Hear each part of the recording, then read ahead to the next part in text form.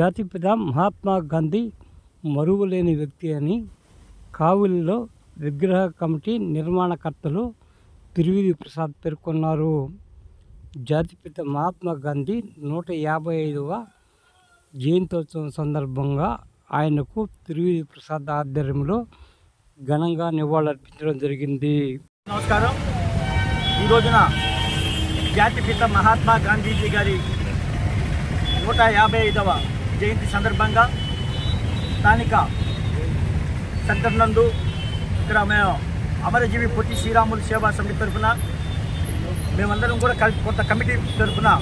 ఏర్పాటు చేసినటువంటి మహాత్మా గాంధీజీ విగ్రహం దగ్గర ఈరోజు ఆయన జయంతి సందర్భంగా పూలమాల వేసి నివాళులర్పించడం జరిగింది. సుమారు 2005లో స్థాపించినట్టు ఈ విగ్రహము అప్పటి నుండి కూడా ఇప్పటికి వరకు కూడా సుమారు 20 సంవత్సరాలు అయినప్పటి నుండి కూడా కావలిలో గాంధీ విగ్రహం లేని లోటు మేమందరం కూడా కలిసి చేయాలి అనుకున్నప్పుడు మాకు ఆనాటి ఇటీవలే దివంగత నేత అయినటువంటి శ్రీమతి మాగుంట పార్వతమ్మ గారు మాకు ఎంతో అండగా ఉండి సపోర్ట్ చేసి ఈ గాంధీజీ విగ్రహ స్థాపనలో ప్రతి అణువు కూడా మాకు అండగా ఉన్నారు. ఆ రోజున మేమందరం కూడా యువకులుగా ఉండి చిన్న వయసులోనే ఇంత పెద్ద కార్యక్రమం చేస్తూ ఉన్నప్పుడు మాకు ఒక మనోధైర్యాన్ని కల్పించి ఈ యొక్క స్థాపనకు ఆమె కృషి చేశారు. కాబట్టి ఈరోజు ఆమె మన ముందు లేరు కాబట్టి ఆమెను ఈరోజు కలుసుకోవడం మాకు పెద్ద ప్రాధాన్యత అయింది. ప్రతి ఒక్కరం కూడా ఆ మహాత్మా గాంధీజీ గారి కళలు కన్నటువంటి శాంతియుత మార్గంలో అహింస మార్గంలో ఈ దేశానికి స్వాతంత్రం తీసుకుని వచ్చి దండి శాంతి యాత్ర, ఉప్పు సత్యాగ్రహం, క్విట్ ఇండియా ఉద్యమం కేవలం మనుషులతో ఒక చిన్న కార్యక్రమాలు చేస్తూ ఒక ఉద్యమ రూపంలో హింసా మార్గాన్ని విడనాడి అహింసా మార్గంలోనే మనం స్వాతంత్రం తీసుకొని రావచ్చు అని చెప్పి బ్రిటిష్ వాళ్ళని పారదోలి వాళ్ళందరినీ కూడా మైమరిపించి వాళ్ళ మనసును చూరకుని స్వాతంత్రం తీసుకుని వచ్చాడు మహాత్మా గాంధీజీ గారు. ఆ రోజు నుంచి కూడా భారతదేశం అంటే ప్రపంచ దేశాల్లో అతి పెద్ద ప్రజాస్వామ్య దేశంగా పిలువబడుతుంది. ఇక్కడ ఉన్నటువంటి కట్టుబాట్లు కానీ ఇక్కడ ఉన్నటువంటి మరి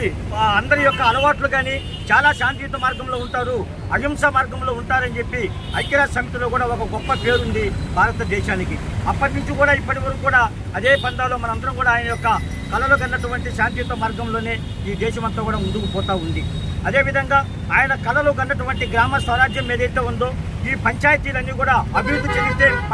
గ్రామీణ ప్రాంతాలు అభివృద్ధి చెందితే పట్టణాలు అభివృద్ధి చెందుతాయి, పట్టణాలు బాగుంటే రాష్ట్రం బాగుంటే దేశం అభివృద్ధి చెందుతుందని చెప్పినని ఆయన కళలు కన్నటువంటి కళలని ఈ రోజున కూటమి ప్రభుత్వం ఏదైతే ఉందో ఆ పంచాయతీరాజ్ వ్యవస్థని గత ప్రభుత్వాలు నిర్వీర్యం చేస్తే ఈరోజు కొత్తగా పంచాయతీరాజ్ వ్యవస్థని వృద్ధిలోకి తీసుకుని వచ్చి వాటిని ఎక్కువ నిధులు తీసుకుని వచ్చి ఈ గ్రామీణ ప్రాంతాల్లో పంచాయతీలు అభివృద్ధి చెందాలని చెప్పి ఒక మంచి లక్ష్యంతో ఈరోజు ముందుకు వెళ్తా ఉన్నారు. మనందరం అదేవిధంగా మన కావలి నియోజకవర్గంలో ఉన్నటువంటి ప్రీతమ శాసనసభ్యులు ఏదైతే మాగుంట పార్వతమ్మ గారు కలలు కన్నారు, ఈ కావలి కనకపట్నం కావాలి, ఈ కంపల్సరీగా కనకపట్నం అవుతుందని చెప్పినని ఆమె కళలు కన్నటువంటి కళల్ని ఈరోజు మన ప్రీతమ శాసనసభ్యులు గారు ఆ కళల్ని సాకారం చేస్తూ ఆయన వచ్చినటువంటి వారం రోజుల్లోనే మొదటి నుంచి కూడా చెప్తా ఉన్నాడు, హింసను విడనాడండి, అహింస మార్గంలో అందరూ పోండి, అందరూ శాంతియుత మార్గంలో ఐకమత్యంగా ఉందాము, ఎలక్షన్లప్పుడే పార్టీలు ఉంటాయి, ఎలక్షన్లు అయిన తర్వాత అందరం కూడా కలిసి ఉందామని చెప్పి మంచి ఆలోచనతో ఉన్నటువంటి ఆయన ఆలోచనకి అనుగుణంగా వారం రోజుల్లోనే ముస్లిం రోడ్డు వేయటం, అదేవిధంగా రాష్ట్రంలో ఎక్కడా లేని విధంగా 100 అడుగుల ఎత్తులో జాతీయ జెండాను ఏర్పాటు చేసి భారతదేశంలో వివిధ రంగాల్లో కృషి చేసినటువంటి మహనీయులను గుర్తు చేసుకుంటూ అదేవిధంగా కావలి నియోజకవర్గానికి కృషి చేసినటువంటి వివిధ రంగాల వారిని గుర్తు చేసుకుంటూ వారి చిత్రపటాలను పెట్టి ఐ లవ్ కావాలని పెట్టి నేను కావాలని ప్రేమించాలి, నా రాష్ట్రాన్ని ప్రేమించాలి, నా దేశాన్ని నేను ప్రేమించాలి, ఈ కట్టుబాట్లన్నీ కూడా ఉన్నాయి, ఇక్కడ తిరిగి తింటున్నాను, గాలి పీలుస్తున్నాను, ఇక్కడ నేను పౌరుడిగా బతుకుతున్నాను కాబట్టి నా సేవలు కానీ నా ప్రేమాభిమానాలు కానీ ఇక్కడంతా కూడా ఈ కృషి అంతా కూడా నా రాష్ట్రానికి నా పట్టణానికి ఇది చెయ్యాలని చెప్పి ఒక మంచి ఆలోచన ఒక కొత్త పదాన్ని తీసుకుని వచ్చి రానున్నటువంటి యువతలో రానున్నటువంటి కాలం వారికి ఒక మంచి ఆలోచనలు ఈరోజు నా పట్టణాన్ని నేను ప్రేమించాలి, నా ఊరిని ప్రేమించాలి, నా మనుషుల్ని ప్రేమించాలని చెప్పి మంచి లక్ష్యంతో ప్రీతమ శాసనసభ్యులు ఒక కొత్త ఒరవడిని తీసుకుని వస్తే